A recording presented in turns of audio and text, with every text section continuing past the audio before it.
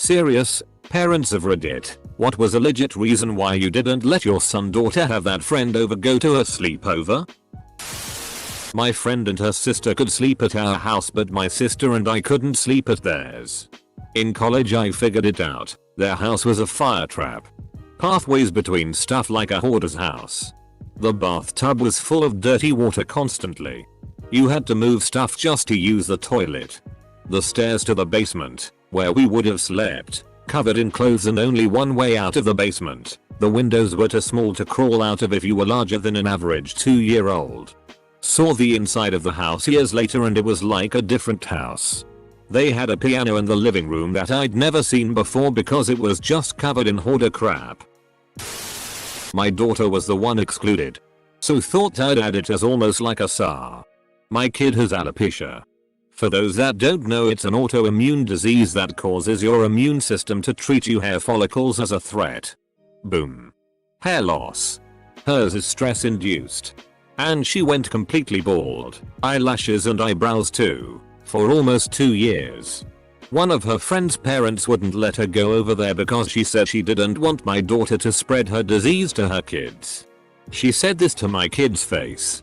For one, that's uncalled for. She had my phone number. Call me.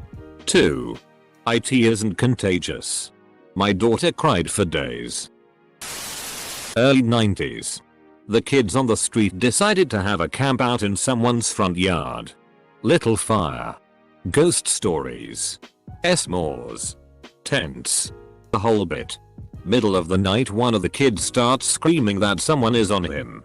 Turns out another kid that just moved in had stripped down naked and smeared tea all over himself and attempted to do something to a sleeping kid.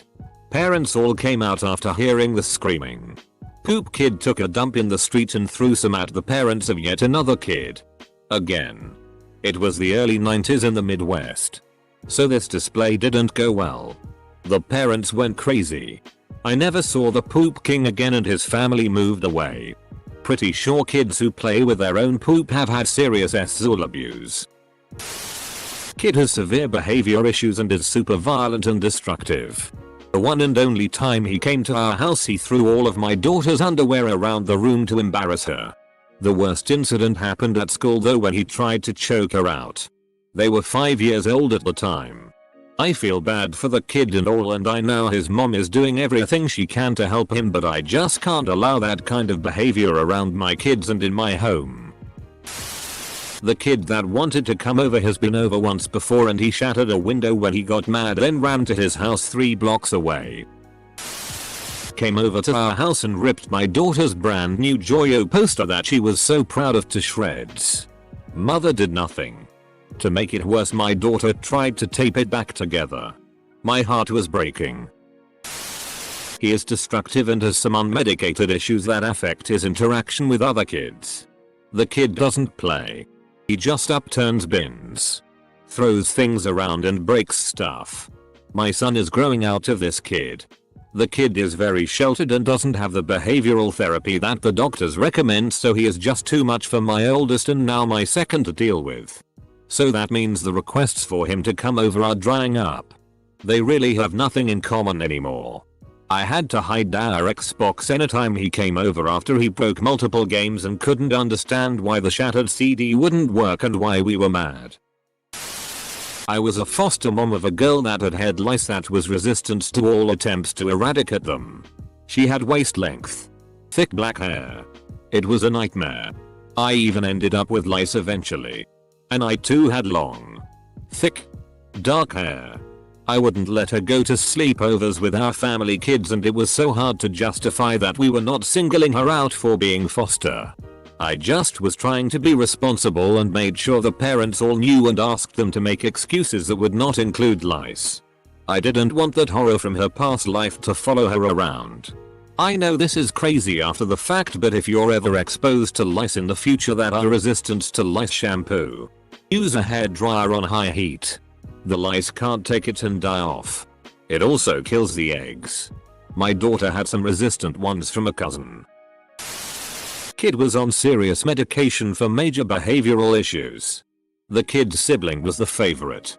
Parents were upset and wanted kid at our house. without medication because it was good to take a break from antipsychotics. I say unwanted kid because he'd come over on an empty stomach and left 4 hours after the promised pickup time. While they took the other kid out to eat and shop. They also didn't offer snacks, drinks, and eventually banned reciprocal visits. It sucks that the parents wished TTY. Kid tried to commit suicide at one point and was institutionalized where? Wonder of wonders. Not taking a weekend break from medication left him much more stable. Edit to answer. This happened about 10 years ago. CPS got involved after the kid was institutionalized and things got better for him at least. The ban on reciprocal visits happened after there were some strong words about their parenting decisions. Having kids doesn't fix relationship problems. He was a complete asshole with no respect for adults.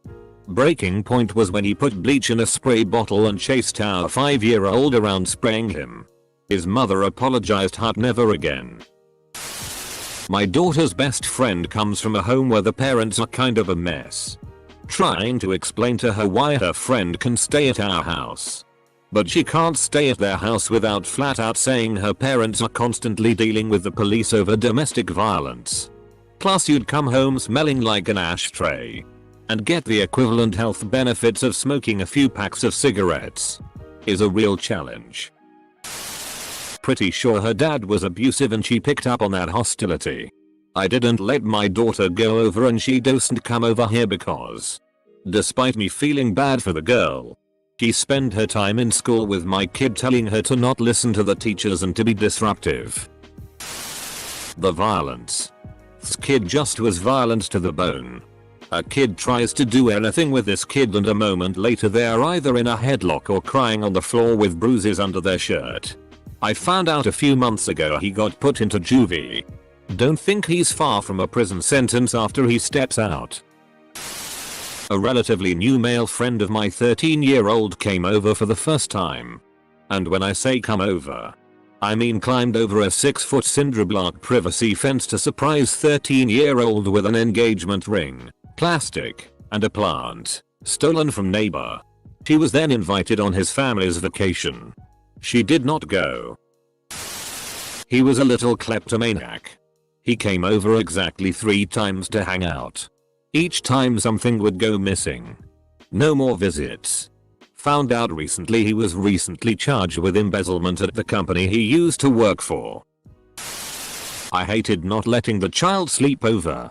But that would have meant that my child would have wanted to sleep over at his house. His mother was living with a very abusive man who raised every single hair on my neck. This man taped off areas where my son's friend could walk and sit, ration food, etc. I was not about to let my son be in that environment. The friend started acting out from abuse. I had already talked to the school counselor about my suspicions and CPS was involved. It was hard to explain to a child of 8 why this friend couldn't come over. I was a situation that set off my early warning senses. We were staying at the house of the daughter of my in-laws' friends. She had a 3-year-old son. My daughter was 5. They played well together. But I got some weird vibes that told me that my daughter shouldn't be crashing in the living room in a sleeping bag. I had her sleep with my wife in the guest bed while I slept on the couch. I kept a close watch on the kids the rest of the evening. The next day as we were leaving, the 3-year-old basically tackled my daughter. He was big. She was very small. And tried to mount and hump her on the floor. I extracted her and told him that wasn't appropriate. My daughter laughed it off as him trying to wrestle with her. Once in the car I told my wife under no circumstances would our daughter ever be allowed back in that house. Ever. She agreed.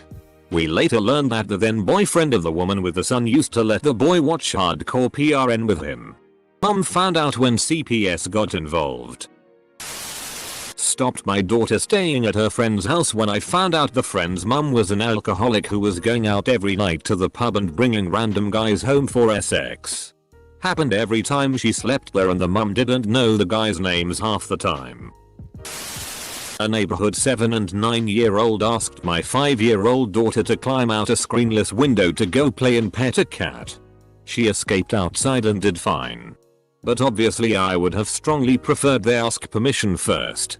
We'd go for frequent walks and sometimes hear yelling and screaming coming from their house. While waiting for an ice cream truck, they were outside and said their parents fight and yell at it. All while the parents were asking a 7 and 9-year-old to watch their 1-2-year-old brother while wandering the neighborhood. Semicolon. Yay. No. I wasn't allowed to go to sleepovers anymore after my cousin's best friend murdered him at theirs. My parents went to drop off my stuff at a friend's house because I wanted to spend the night. They walked in. And my dad said nope, you're coming home. She had 2 brothers. One was super nice. One was very touchy. Her dad then threatened my dad and said he can't take a child out of his home without his permission. My dad, being 6'3" and a large dude, got in his face. Her dad looked like a string bean and said he was taking me home right now. My dad told me later he had a really bad gut feeling something bad would have happened if I stayed. A touchy brother is in jail now. For what, I'm not even sure. Whoa whoa whoa whoa. Your friend's dad said that your dad couldn't take you home without his permission? Did I read that right? When I was in middle school, my friend was a bit goth and tough looking. I was a good kid and my parents knew it. My mom didn't want me hanging out with my friend because she thought she would be a bad influence on me. I told my mom that wouldn't happen and that I would be a good influence on her. My mom said okay. My friend was not bad in any way. She just liked goth clothes. Turned out she was a good student and she lived in a mansion and was super nice. We went to Six Flags Fright Feast and she got me over my fear of throwing up on a roller coaster. Leslie, you were a really good friend and your dogs were super cute. I hope you are happy in life. 10-year-old kid was lifting things from the house. At first it was just little knickknacks, but then it went to antique silver pieces, etc. At first we didn't know it was the kid until one day we realized things only disappeared when she came over to play. Turns out, other neighbors had the same issue when she visited their homes. Semicolon. When confronted, she boldly lied, and when we called her parents they said they would look into it. She showed up at our door a few days later with all the items in a plastic bag. And said, I found these. No remorse. No apology. What made it scary was that she displayed zero shame or guilt. Children sometimes have the tendency to covet or take things that aren't theirs, but will usually experience some degree of shame or guilt. By this kid, nothing at all. This kind of behavior is a foreboding sign of psychological, possibly sociopathic, issues, and lack of remorse or care for others. We told the parents that she will no longer be allowed back. Semicolon. They didn't seem too bothered. Almost like they knew it would happen. The father of one of my daughter's classmate, she was only in 2nd grade, kept repeatedly telling my daughter to come spend the night over there. She told me about it, so I made sure to catch him one day and he said in a very strange way, oh, she's welcome to spend the night anytime, and he won't look at me. Plus the way he looked at her just creeped me out. Mind you, he's a single father, so there's no other adult in the house to monitor him. Sheesh, these are sad. My mom wouldn't let me stay at a friend's house when I was a kid because she didn't like how messy their house was. Growing up there were certain friends whose house I wasn't allowed to stay at. I never knew why my dad wouldn't ever let me go certain friends' homes until I got older. My dad was in law enforcement, so he knew which of my friends had more dubious parents. One of my really good friends in elementary, his dad had a pretty sketchy history. And it turned out later his dad kidnapped someone and led the police on a wild chase in another state. Good old dad just keeping me safe. My oldest kiddo has an incredibly gentle soul and is very into ballet. He had one friend come over to a sleepover that I ultimately sent home after he made fun of my son for loving ballet and then smashed ants from my son's ant farm in front of my son. I get that he was little, but man, not letting anyone who makes my kid cry like that and doubt how awesome he is in my house again. I don't care how much this kid's mom needs a break. My daughter was 5 at the time. There was this kid, son of a coworker. Coworker was cool. My daughter got along with this kid on the playground. So we decided to do the playdate thing. The kid couldn't handle sharing his toys, so he started biting. Biting is basically the kid equivalent of whipping your dick out at a Chuck E. Cheese, which, ironically, is much less of a big deal if you do it while you are still a kid. So we were out of there. Co-worker apologized profusely and asked if we could have a do-over at our place. Figured. Not an issue because his toys weren't in play. Nah. Then he started biting because he wanted her toys. My parents always refused to let me go over to that friend's house. She could come to our house, but I couldn't go over there. I always threw a fit about it in the moment. We grew apart over the years. As an adult, I had to interact with her family through my job in law enforcement. My parents never said why I couldn't go over there.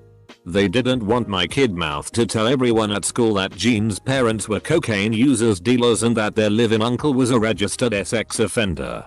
I learned the truth as an adult and respect my parents for being gentle and giving white lies regarding the situation. I'm sure my dumbass kid self would have bluntly mentioned it to Jean and it would have hurt her.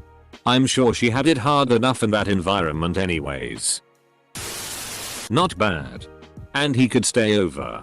My brother was in the closet, but my parents knew and he wanted his friend to spend the night. My parents said yes, but they had to sleep in the living room. I had a friend from school who was a year younger, so I was like 10, he was 9, and I came over to his house and played some hockey outside. Then we got bored and we started tackling each other and rolling around on the grass. After that we went inside and watched Hotel for Dogs. Well, the next day my friend comes over and says, "You can't come over anymore." I say, "Why not?" Then he said, "My mom thinks you're gay." Then basically the friendship died that day. I'm 10 and I'm not gay, like WTF. His mom was a police officer too, she should have known we were playing.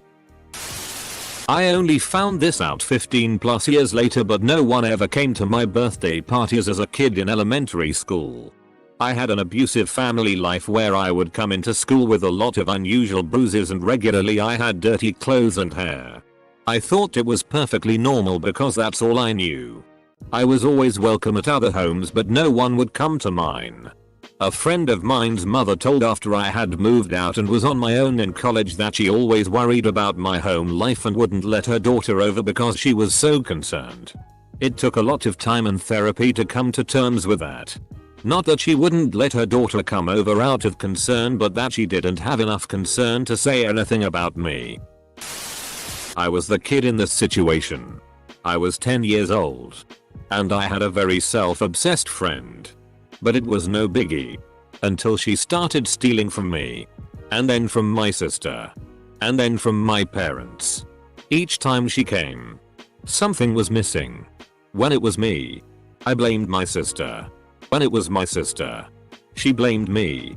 We didn't really realize it was her until money that was around the house started disappearing. My mom did 1 + 1 and told me to tell her she's not allowed to be my friend anymore. I was sad about it, but it was also kind of a relief. IDKY, but it felt very high maintenance to be friends with her. I was around 10-11 and I could feel like I was happier and had more freedom. Does that make sense? I had a gut feeling that something was just off about a young man that my son was friends with, but couldn't put my finger on it. I refused to let him stay over because of that gut feeling. Years later, it came out that he assaulted a mutual female friend in her sleep.